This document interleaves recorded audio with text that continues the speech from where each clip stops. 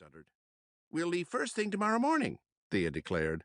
"The train leaves at 6:30. See you at the station." When the cat is away. At 6 o'clock, I was at the station. I had been listening to the weather report. There would be clear skies all over Mouse Island, but fog, as always, in Transratania. Why, oh why did my cousin have to get lost in the coldest part of the island?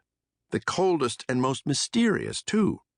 There were lots of stories about the castles of Transratania. Some believed they were stirring with ghosts. At last, Thea showed up. She was dressed in a smart wool coat with a fake cat fur scarf and matching hat. "Hey, big brother, how are you?" she greeted me. She was grinning. "Awful, thank you," I grumbled. "How will the paper manage without me?" I worried out loud. "You know what they say. When the cat is away, the mice will play." My sister laughed. "Oh, please, Jerrykins," she scoffed. "You're not all that important, really." "In case you have forgotten, I run a newspaper," I said in my most serious tone. "If I am not at my desk, who will publish the Rodents Gazette?" "Oh, give me a break," Thea snickered. "The office can run just fine without you. In fact, they will probably be better off. No nervous old Cheddarface breathing down their fur." "I am not a Cheddarface," I protested. But I have to admit, I did worry about the paper. After all, mice everywhere were reading it. "By the way, Jerry Tales," Thea interrupted my thoughts, "do you ever read the Daily Rat? I was reading it the other day, and—" Before my sister could continue, I jumped to my paws. "The Daily Rat?" I squeaked. "How can you read such garbage? You know that paper is written by the slimiest sewer rats in the city. They would rob their own mothers for a good story. They would feed a cat the entire graduating class of Mouseville Elementary if it sold papers. That junk is only good for wrapping up rotten herrings." "Yes, well, that's all very interesting," Thea said. "But last night I had a great idea for an article. I will write a story on the castles in Transratania. Horror is very in these days, you know," she explained. "Anyway, I've already sold the article, and they paid me a bundle." "What did you say?" Why was I so upset? Well, you see, Thea is a special correspondent for my paper, the Rodents Gazette. Could she really be working for my rivals over at the Daily Rat? "What? Are you telling me you want to quit the Gazette?" I squeaked. I felt faint. On my rodent's honor. Just then, I heard a creaking sound. My sister leaped in front of me. "What's that?" I said. "What are you hiding?" "Nothing, nothing at all," Thea answered, waving her paw at me. "What would I have to hide? Boy, are you jumpy today." I jumped to the left, but Thea was quicker than me. Next, I jumped to the right. Again, my sister beat me to the spot. After a few more jumps, I gave up. "Enough with the dance number," I shrieked at last. "What are you hiding?" "Now, don't get your tail in knots, Jerry Berry," Thea smirked. "It's just a little old trunk." At that moment, the lid of the trunk opened. A pair of tiny ears popped out. It was Benjamin, my young nephew. "Hello, Uncle Jerry," he squeaked. "Benjamin, what are you doing here?" I cried. I turned to Thea. "We cannot take such a young mouse with us to Transratania." My nephew flicked his tail in the air. "I am not young. I am 9 years old," he insisted. "Besides, Aunt Thea said I could help you." That's it, I thought. For once, I have to show them I'm in charge. "Forget it," I announced in my most take-charge voice. "On my rodent's honor, this time we do it my way, or my name is not Geronimo Stilton." Next stop, Rat-off. 10 minutes later, the three of us were comfortably seated on the train. Grrr. So much for taking charge, I grumbled to myself. Maybe I shouldn't have dropped out of that tough-talking mouse class I had signed up for last summer. The teacher was this old gray rodent with one eye. He had picked on me so much the first day of class I was afraid to go back. I sighed and settled back in my seat. My sister was happily reading aloud from a tourist's guide of Transratania. Hidden in the foggy hills of Transratania sits the mysterious Rathoff Castle. Meanwhile, Benjamin had snuggled under my coat. Brr, it's cold, but I don't mind. I'm so happy to be traveling with you, Uncle Geronimo, he squeaked cheerfully. I stroked his tiny ears and smiled. Did I tell you that Benjamin is my favorite nephew? An hour later, I pressed my snout against the window. The landscape was getting gloomier and gloomier.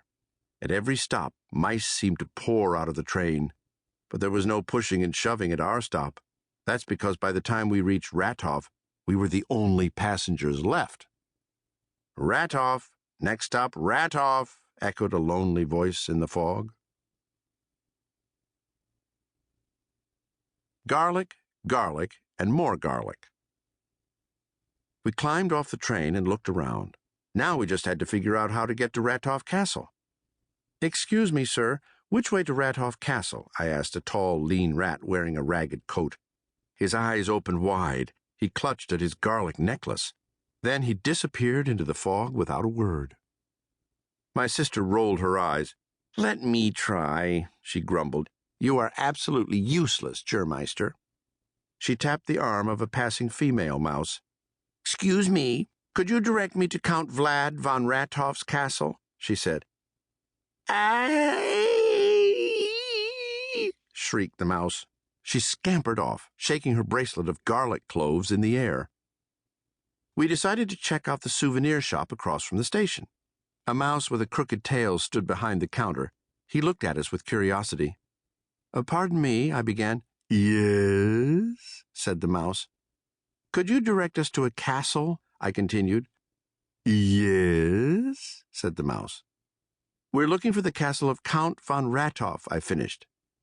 At the name Rathoff, the mouse's eyes nearly popped out of his furry face. He flung a handful of souvenir garlic necklaces around his neck. A tag hanging from the necklace read, Greetings from Transratania. Then in smaller letters it read, Garlic in me, perfect together. How strange. I wondered what it all meant, but I didn't get the chance to ask. Before I knew it, the mouse was shoving us out the door. He clicked the lock behind us and turned out the lights. How rude, squeaked Thea. What a way to treat tourists. I wouldn't buy his silly souvenirs if they were the last ones in town, she ranted. Did you see those ridiculous garlic keychains? And who would want to send a garlic postcard? A few minutes later, we passed a fancy restaurant. I read the menu out loud. Hearty garlic pot pie, jumbo garlic burgers, pasta with extra garlic. What a strange menu. A large mouse came to the door. Would you like to have dinner, sir? He asked. His breath smelled like he had just sampled every dish on the menu. No, thank you, I gasped. But could you tell us how to get to the castle of Count von Rathoff? In a flash, the mouse pulled out a big bottle and gulped down the liquid inside. Judging by the stench, it must have been garlic juice. Get out, he shrieked, slamming the door in our snouts. What was it with the mice of Rathoff and their garlic? I thought about all of the mice we had passed wearing garlic necklaces. I thought about the garlic bracelets and the garlic wreaths on the front doors. No, this wasn't just a passing trend, I decided.